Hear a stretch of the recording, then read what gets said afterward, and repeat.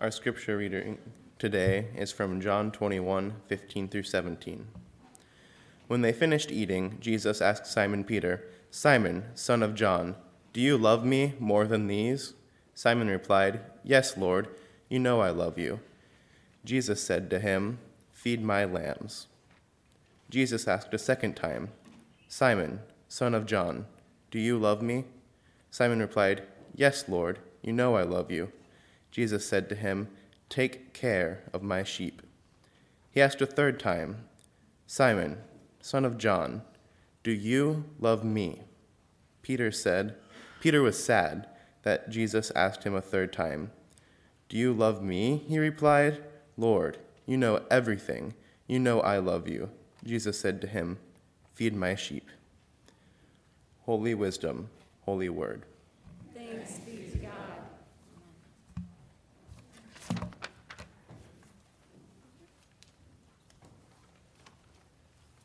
Hello, everyone. My name is Olivia Chapman. So as you may have heard, this year's mission trip focus was food waste and the impact it has on our environment. I'm going to be honest. Before this trip, I had no idea food waste was an issue. I figured that it didn't really matter if you threw food away because it would just decompose and you wouldn't have to worry about it. But I was sorely mistaken. It is estimated that we waste about 35 to 40% of all of the food produced here in the U.S. Not only are all of the resources that were used to make the food item wasted, but most food waste is thrown into landfills without oxygen. So as the food decomposes, it emits methane. Methane is an incredibly potent greenhouse gas that is said to be worse than carbon dioxide. Not only is food waste taking a toll on our global health, it is costing us financially as well. In 2010, roughly $161 billion worth of food was wasted in America alone, and unfortunately, that number continues to grow. After hearing all of these statistics, and many others like them, I was overwhelmed, to say the least. I, like most of the people around me, was shocked and horrified, but I felt driven to do something. I just didn't know what. This is why it came as such a relief to me when Rachel, the leader of Harvest of Hope, started talking about what we could do at home. As a large group, we discussed small changes we could make in our everyday lives, such as taking only what you can eat at meals, eating the foods closest to their expiration dates first, and picking the singular banana sitting alone on the grocery store shelf. We talked about how small, simple changes in our everyday lives can have an impact and can make a difference, even if we aren't able to directly see it. She also brought up the ripple effect. If you start making changes in your life, someone will see it and start making those same changes in theirs. Someone could then see them, and the ripple would grow larger and larger. Now, this concept of a ripple effect not only relates to the small changes we can make to help tackle the food waste epidemic, it relates to serving as well. When you commit any act of service, whether it be picking up a piece of trash or bagging 65,000 pounds of potatoes in a church parking lot, you are the tiny drop that starts the ripple. People will see you serving and be compelled to serve themselves. They are then seen by others who will also want to serve. This ripple of service can be set off by anything and can grow larger than ever imagined. Although I did learn a lot of facts and statistics about food waste, I think the most valuable lesson I took away from this mission trip is that even when the task seems overwhelming, too overwhelming for one person to tackle, it only takes one or two simple changes or acts to set off a ripple. And even though we may not always be able to see how far our ripple reaches, we can rest assured knowing that by starting it, we helped make a difference in our world. Thank you. Hi, my name is Lana Vanskool, and I almost didn't go on the Lynchburg, Virginia mission trip. My aunt just wasn't sure about sending me, but when I asked if I could go, I told her I really wanted to go. There was a spot left, so I signed up. I was so excited. I got the packing list, and I started getting my things packed. Lacey and I counted down the days. It was long ride to Virginia, but there was so many friends on the church vans that time passed fairly quickly, and we stopped a lot. It was so beautiful there. The mountains and the trees were just beyond beautiful. We counted and packed so many potatoes So we made some great memories. We learned so much food is wasted and so many people could use it. But the part I will remember and take with me the most is the kids I met at the Jubilee School. We played basketball with the children. They seemed excited and so happy to see us. We had a fun time with them. We watched a movie, had snacks, and we just enjoyed each other's company. We prayed for rain at the Jubilee School, and when we went out, it was raining. It was so amazing how God had heard our prayer and answered it. I would go back tomorrow. It was a very meaningful mission trip to me.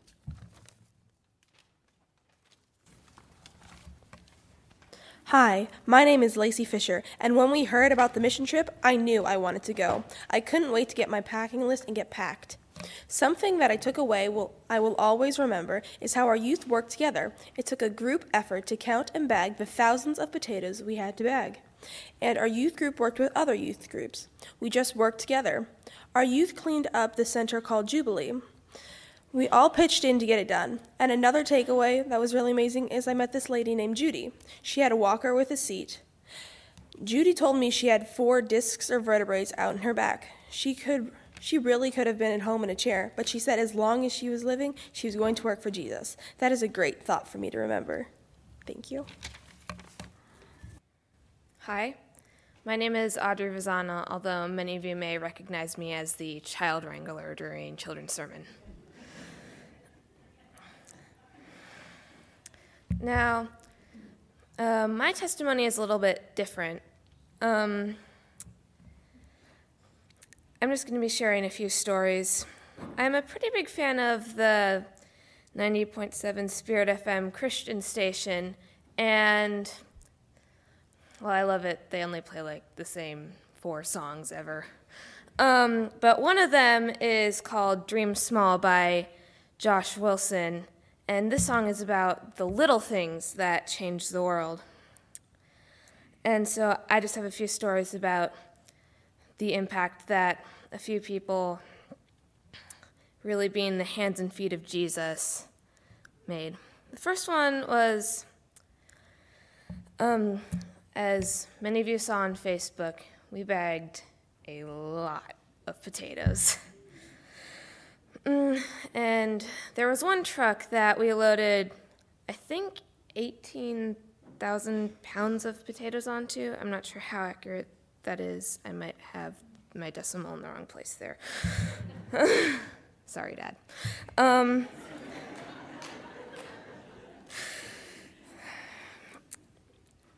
So there was a driver of this truck, and he was so overwhelmed when he saw how full that we made the truck that he actually sang a song to us. Now, this man was a bit older and didn't quite look like he had any pipes, but man, he was good. And just how moved he was because he had been hungry once himself, that was really touching. And another story that I have is one that Lacey shared already, but we met this woman named Judy who had several back problems. And after all of her surgeries, she said that when she was in the hospital recovering, she said, "I don't think you're ready for me yet, God. Can you let me serve a little bit longer?" And so that's what God did. And so at 77, her walker always had a bag of potatoes on it. And it was just so inspirational that she had decided to give every single day she had left to God, when if I were in her position, I would probably be watching Netflix at home every single day.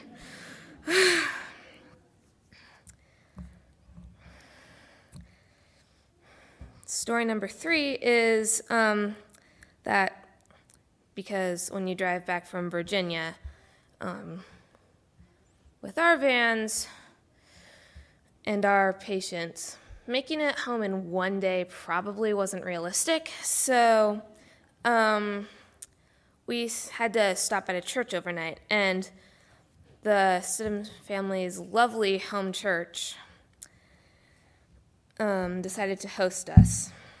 And so when we woke up the next morning, we woke up to this breakfast spread, and it was a true Methodist spread. If you're not a Methodist, true Methodist breakfast spread means large. There are definitely some casseroles there.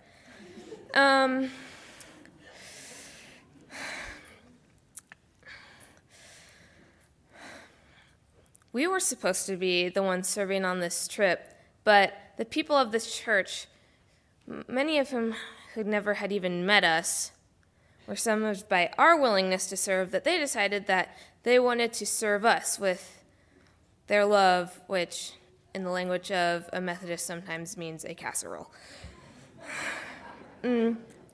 Now, this trip was about us serving other people, but I think really we were the ones being served more.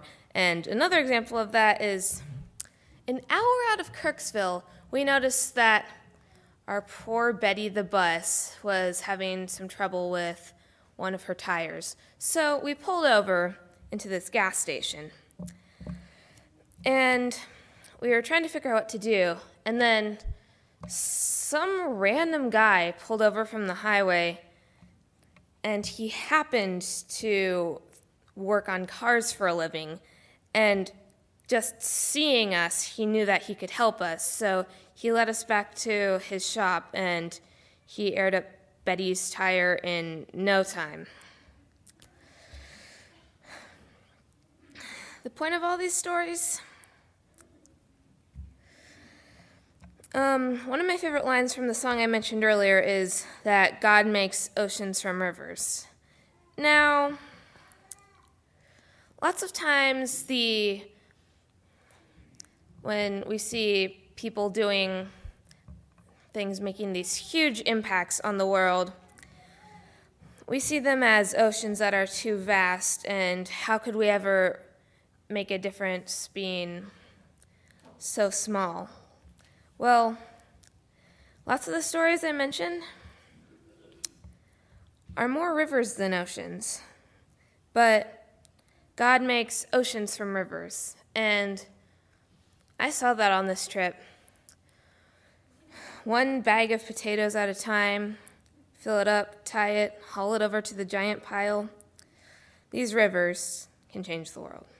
I'll just use this. We're good. Okay. As you can tell, we have pretty amazing youth, and I know I say that quite often, but they are quite remarkable. And being on this trip, they continued to prove that over and over. When I was looking for the trip, let me backtrack a little, to our shirts, the Feed My Sheep. That has become the underlying theme of children and youth for the next year. And I was led to that as I was actually looking for our mission trip for this year. And as many of you know, our mission trip last year, we learned a lot about homelessness, and we ate lunch with people who were hungry, and that has become something that has touched our youth since then. And so when I was looking for a mission trip this year, I was looking for something actually quite different. I started looking just not long after the hurricanes had hit in the fall, so I was thinking we'll head that direction, we'll do something related to hurricane relief, and everything just kept directing me in a different direction. And as I was speaking actually with Jennifer one day about mission trips and why all of the ones that I kept thinking, oh, this will be great, then there would be a reason it just was not a good fit for our church, was not a good fit for our youth, was not a good fit the trip that we would have to take. She suggested looking up the Society of St. Andrew Harvest of Hope. So I looked them up, and of course God led me to the perfect trip. And then as I continued to pray on the trip, the first 20 slots that I reserved for our trip filled immediately. It wasn't 48 hours and we were full. So of course I got more slots. And then as I was praying about the trip itself and our bulletin board out here, Feed My Sheep just was what it was. It just came directly to me. God just, that's what we needed to do.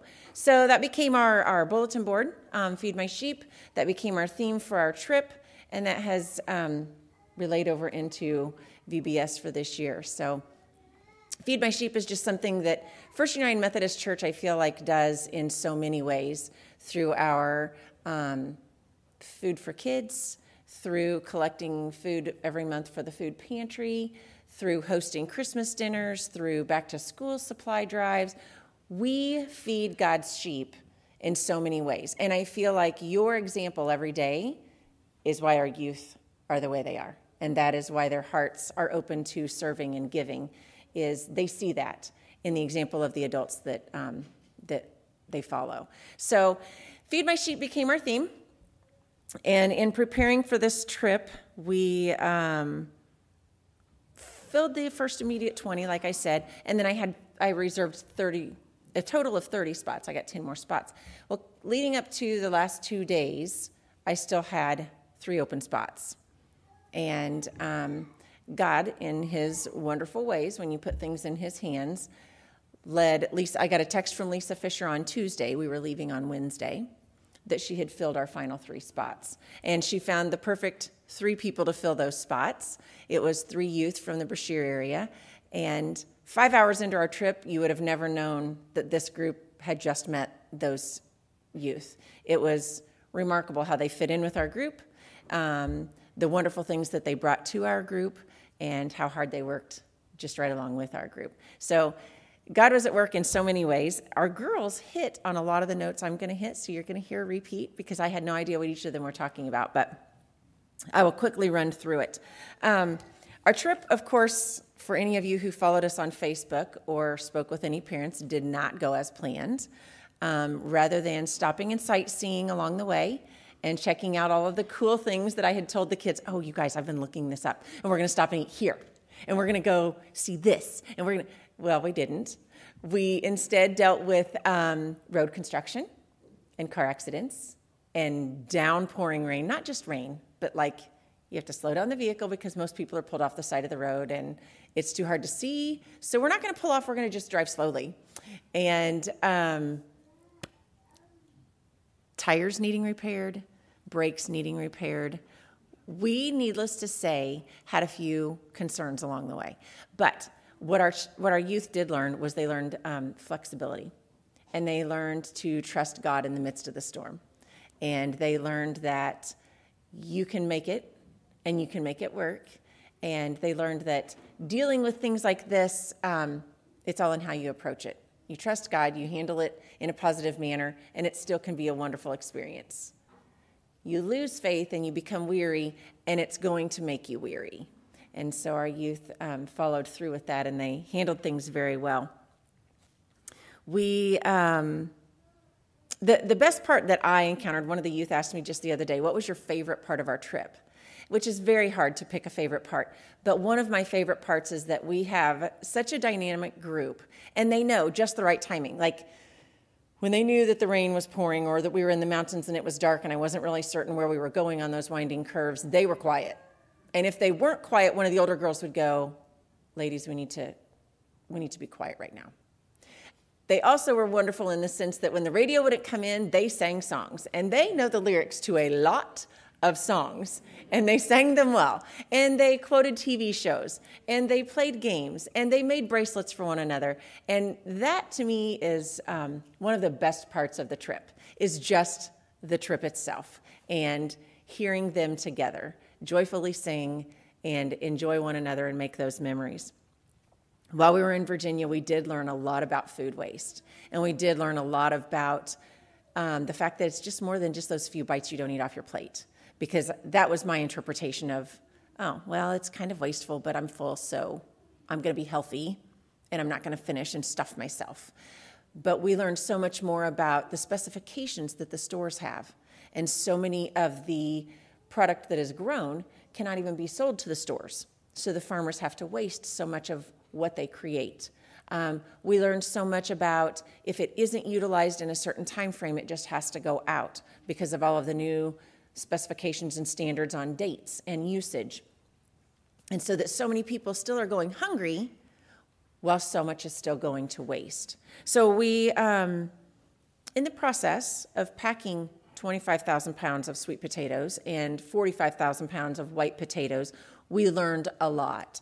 And so while these youth and adults were packing, they not only had to repack potatoes into smaller portions to be given out to families. They had to pile them into piles because we'd have one truck come in and say, I need 200. And they were all pre-scheduled, of course. So our director was saying, we need a pile of 100 here. We need a pile of 500 there. We need a pile of 300 here. We need a pile of 25 right there. And we had some who were the counters, and we had some who assembly lined loaded. And we loaded a lot of potatoes and moved them into a lot of different piles, and they worked very hard.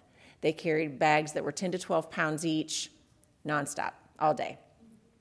And so not only were they working hard, my challenge was not getting them to work hard. My challenge was keeping them sunscreened and keeping them hydrated, because convincing them to stop and actually take a drink was a challenge, if you can imagine. So all of you parents at home, they know how to work. I've seen it in action. Don't let them fool you. I had to. I can't. But they did. They worked very hard. We learned a lot about our environment. We learned a lot about helping others. And what I asked each of the youth to do was just bring home their one thing. What was the one thing you could do to make a change because of the ripple effect?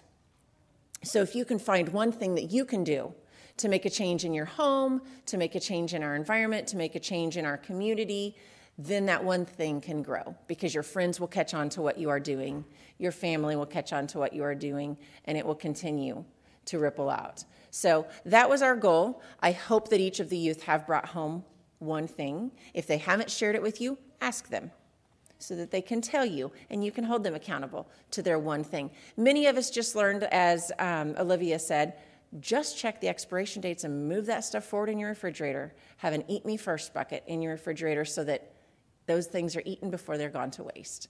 And just make that difference. It's amazing how we may not think that's helping feed others, but truly it is, because it's preventing the waste and allowing the other things to go to those who are in need. These youth were the leaders that I am always honored to take places. These youth were the leaders that I always come to church and rave about. They were the first to volunteer when a job was named. They were the first to jump up when someone said, I need help. They went above and beyond in all ways, and they always embody being the hands and feet of God. And they take on the full meaning of serving. You are on a mission trip to serve, and they do that willingly, and they do that joyfully. And our leader of our entire trip, the director of Harvest of Hope, was in awe at the willingness to joyfully serve that these youth had. So that was truly an honor, and it's always an honor to take them places. I'm going to quickly recap for you guys some of the ways that we saw that God was with us in every aspect of this trip. The girls touched on some of it.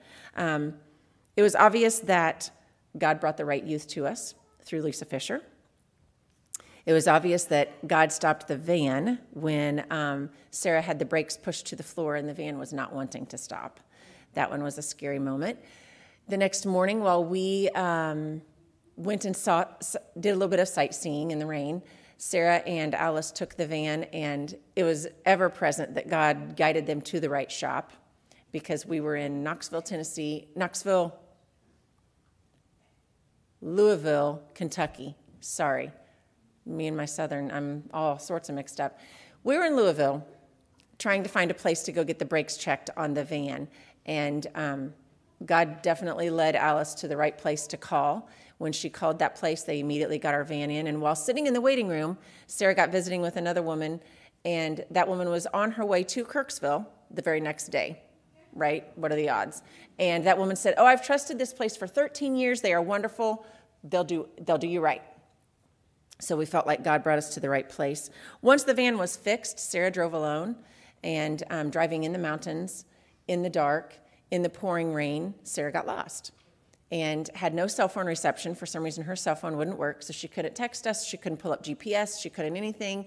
And thankfully, she found the right gas station to go to, and they directed her to our camp, because we were staying at a camp up in the mountains, and it wasn't something that just, everyone knew how to get to. So that was definitely a God moment. We were all concerned that we had lost our Sarah.